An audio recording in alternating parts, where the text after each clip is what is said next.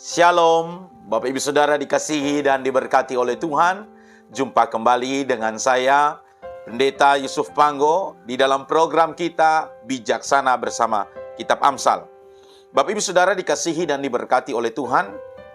Amsal yang akan kita bahas pada kesempatan ini terdapat di dalam Amsal pasal 21 ayatnya yang ke-13. Amsal 21 ayat 13 saya bacakan bagi kita. Siapa menutup telinganya bagi jeritan orang lemah, tidak akan menerima jawaban kalau ia sendiri berseru-seru. Di dalam terjemahan yang lain saya bacakan bagi kita. Siapa tidak mau mendengar keluhan orang yang berkekurangan, tidak akan diperhatikan bila ia sendiri minta pertolongan. Orang yang menutup telinga terhadap jeritan orang miskin tidak akan dipedulikan pada waktu mereka sendiri memerlukan pertolongan. Orang yang tidak mau menolong orang miskin tidak akan mendapat pertolongan ketika mereka membutuhkannya. Bapak Ibu Saudara dikasihi dan diberkati oleh Tuhan. Amsal hari ini mengajarkan kita bahwa setiap kita manusia, suatu saat kita akan butuh pertolongan orang lain. Bahkan hari ini kalau kita diberkati, diberikan sesuatu lebih, maka Amsal mengajarkan kita untuk mau menolong, mau membantu orang yang hari ini mungkin lagi dalam kesusahan. Kita punya tanggung jawab untuk menolong, membantu orang-orang yang hari ini kita bisa bantu. Karena menurut Amsal bahwa suatu saat kita juga pasti akan membutuhkan orang lain. Suatu saat kita juga akan minta pertolongan atau memerlukan pertolongan orang lain. Maka hari ini ketika engkau bisa memberi, engkau bisa peduli, mari tunjukkanlah perhatian dan kepedulianmu. Karena Alkitab juga mengajarkan bahwa kehidupan kita ini adalah tabur tuai. Ketika engkau menolong orang di dalam kesusahan, ibaratnya engkau sedang menabur benih, kebaikan. Dan begitu suatu saat apabila engkau ada di dalam kesusahan, engkau membutuhkan pertolongan orang lain, maka firman Tuhan berkata bahwa engkau akan mendapatkan pertolongan. Karena engkau telah menabur terlebih dahulu, engkau akan menuai pertolongan atau perbuatan baik dari orang lain. Dan hal terpenting Bapak Ibu Saudara yang harus kita ketahui bahwa karena kita ini adalah manusia sosial, diciptakan oleh Allah, kita sebagai makhluk sosial. Manusia ini adalah makhluk sosial yang dimana Allah terlebih dahulu berinisiatif menciptakan manusia sebagai makhluk sosial seperti yang dikatakan dalam Kejadian pasal 2 ayat 18, di mana Tuhan Allah berfirman, tidak baik kalau manusia itu seorang diri saja.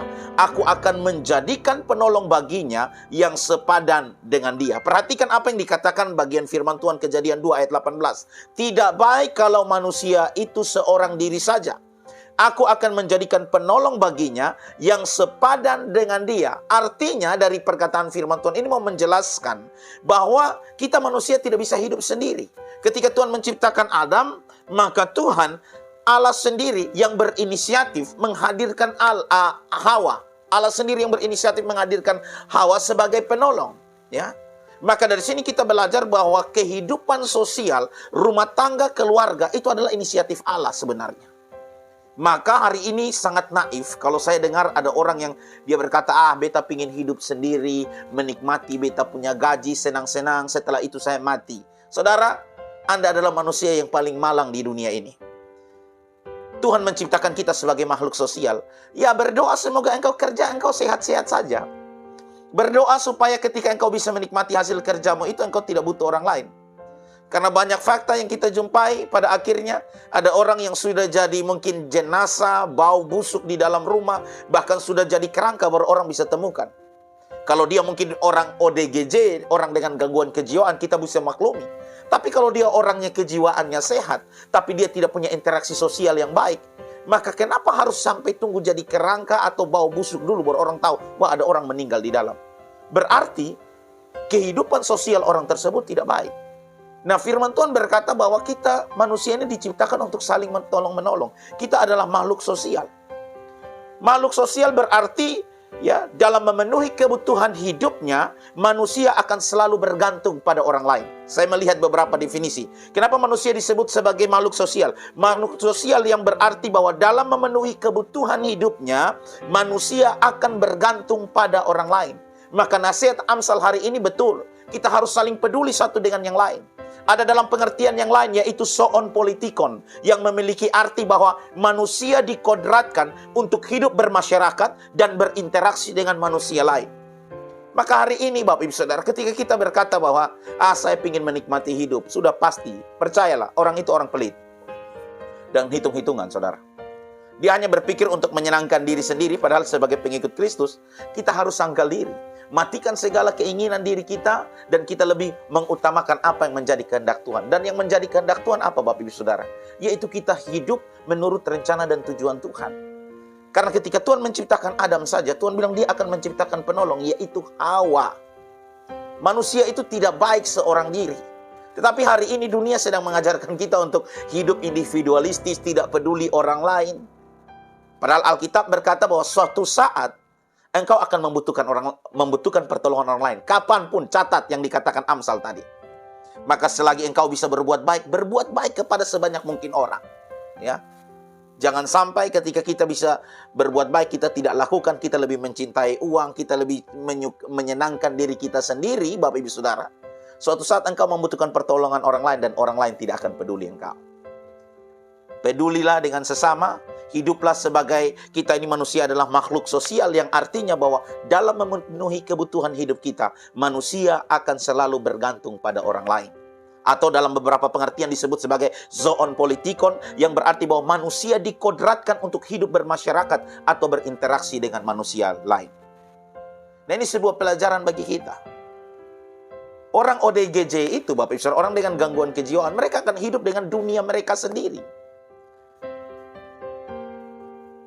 Dan itu yang membuat mereka tersiksa, teraniaya, bebannya dipikir sendiri, ya.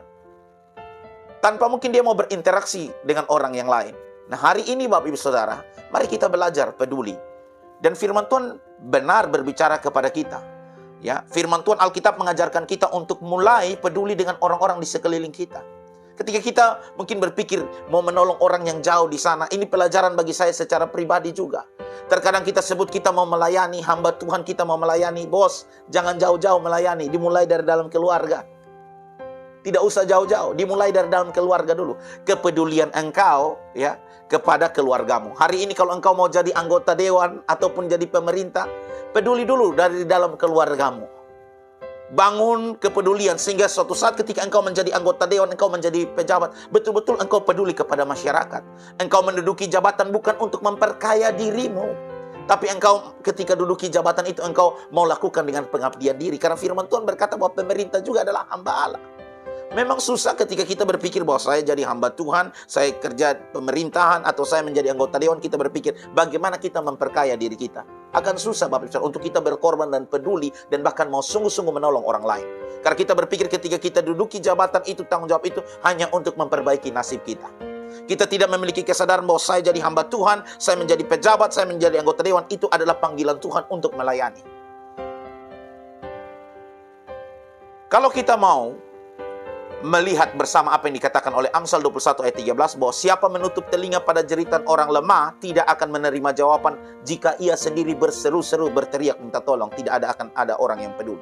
Maka belajarlah peduli hari ini. Menurut nasihat firman Tuhan, pedulilah dari dalam keluarga kita sendiri. Dan itu menunjukkan bahwa kita adalah orang-orang berkenan. Banyak orang berkata, saya ingin berkenan di hadapan Tuhan dengan kita punya jam doa. Baik, saya ingin berkenan di hadapan Tuhan dengan baca, belajar firman Tuhan. Baik, tidak ada yang salah. Tapi ingatlah apa yang engkau baca, engkau pelajari, itu harus sampai mendarat. Bukan teologi Anda hanya sampai di awan-awan. Tuhan Yesus berkata, ketika aku lapar, engkau tidak berikan aku makan. Ketika aku di penjara, engkau tidak melawat aku. Ketika aku sakit, engkau tidak mengunjungi aku. Bagaimana firman Tuhan ini betul-betul mendarat? Dimulai dari dalam keluarga kita sendiri. 1 Timotius 5 ayat 4. Perkenanan Tuhan itu Bapak Ibu Saudara bukan dengan banyaknya kegiatan rohani kita, jadwal pelayanan kita. Tapi perkenanan Tuhan, sesuatu yang menyenangkan hati Tuhan, dikatakan 1 Timotius 5 ayat 4. Dimulai dari kita peduli dengan keluarga kita sendiri. 1 Timotius 5 ayat 4. Tetapi jika seorang janda mempunyai anak atau cucu, hendaklah mereka itu pertama-tama belajar berbakti kepada kaum keluarganya sendiri dan membalas budi orang tua atau nenek mereka. Karena itulah yang berkenan kepada Allah. Di dalam terjemahan bahasa Indonesia sederhana, saya bacakan bagi kita. Tetapi kalau seorang janda mempunyai anak-anak atau cucu-cucu, mereka itulah yang pertama-tama harus diberi pengertian bahwa mereka wajib memperhatikan kaum keluarga mereka dan membalas budi orang tua dan nenek mereka. Sebab itulah yang menyenangkan hati Allah. Kita sering angkat pujian, menyenangkanmu, senangkanmu, hanya itu kerinduanku. Kalau engkau mau menyenangkan hati Tuhan, dimulai dari keluarga, bos. Jangan kelihatan di pelayanan sibuk, ya. Kau boleh glamor di dalam pelayanan, dalam rumah tangga, di dalam keluarga, orang tuamu tidak diurus, ya. Kasihan, ya. Kalau engkau mau menyenangkan hati Tuhan, berkenan di hadapan Tuhan, dimulai dari peduli dengan orang tuamu, dengan kakek nenekmu. Di dalam terjemahan bahasa Indonesia, firman Allah yang hidup dikatakan, tetapi jika mereka mempunyai anak atau cucu, maka anak atau cucu mereka lah yang harus bertanggung jawab, karena kebaikan harus dimulai dalam keluarga. Catat baik-baik. Apabila, ya, mereka mempunyai anak atau cucu, maka anak atau cucu mereka lah yang harus bertanggung jawab. Karena kebaikan harus dimulai dalam keluarga. Dengan membantu orang tua yang perlu ditunjang. Orang tua yang perlu ditunjang.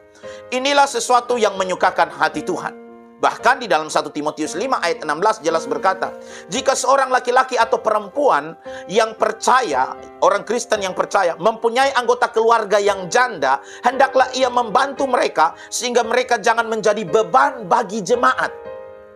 Dengan demikian jemaat dapat membantu mereka yang benar-benar janda. Di dalam terjemahan lain saya bacakan bagi kita. Tetapi kalau seorang wanita Kristen mempunyai anggota keluarga yang sudah menjadi janda, ia harus membantu janda-janda itu, jangan membiarkan jemaat yang menanggung mereka. Dengan demikian jemaat dapat membantu janda-janda yang sama sekali tidak punya sanak saudara. 1 Timotius 5 ayat 16 terjemahan firman Allah yang hidup dikatakan, sekali lagi kuperingatkan kepadamu bahwa sanak saudara seorang janda harus memelihara janda itu, dan jangan membiarkan dia menjadi beban bagi jemaat. Dengan demikian, jemaat dapat mempergunakan uangnya untuk mengurus para janda yang benar-benar hidup sebatang kara, yang tidak tahu harus meminta bantuan kepada siapa. Bapak Ibu Saudara, hari ini firman Tuhan berkata, kalau engkau tidak memberikan pertolongan, suatu saat engkau meminta pertolongan, engkau tidak akan ada yang dapat menolongmu. Mulailah kepedulian dari dalam keluargamu. 1 Timotius 5 ayat 16 ini yang membuat saya suatu ketika, ibu saya diantar diakonia. Ya, kalau mau dibilang jual kesedihan orang tua, ya, itu mungkin untuk dapat belas kasihan. Tapi saya bersyukur orang tua saya tidak pernah ajarkan begitu. Ya, almarhum papa saya tidak ajarkan begitu. Suatu ketika dari gereja antar diakonia, serahkan kepada ibu saya. Ibu saya ini kan lumpuh 42 tahun. Ya, 42 tahun tidak bisa berjalan dan dari 2011 dia sudah menjanda. Gereja kirim diakonia. Tiba-tiba mama saya hubungi saya, nak, ini ada sabun, odol, segala macam, ya sembako lah disiapkan, ini mereka antar ke mama. Untuk apa, ma? Dari gereja katanya ini diakonia untuk para janda. Saya bilang begini, ma, kembalikan semua itu. Kembalikan, atau mama mau kasih kepada janda yang benar-benar hidup sebatang kara. Nah, ini untuk gereja, untuk pendeta, hamba Tuhan juga begitu. Kita peduli dengan janda yang sebatang kara. Kalau janda muda suruh dia kerja, Pak. Jangan dikasih dia uang. Saya suruh ibu saya bilang, ma, telepon majelis, hubungi kembalikan diakonia tersebut.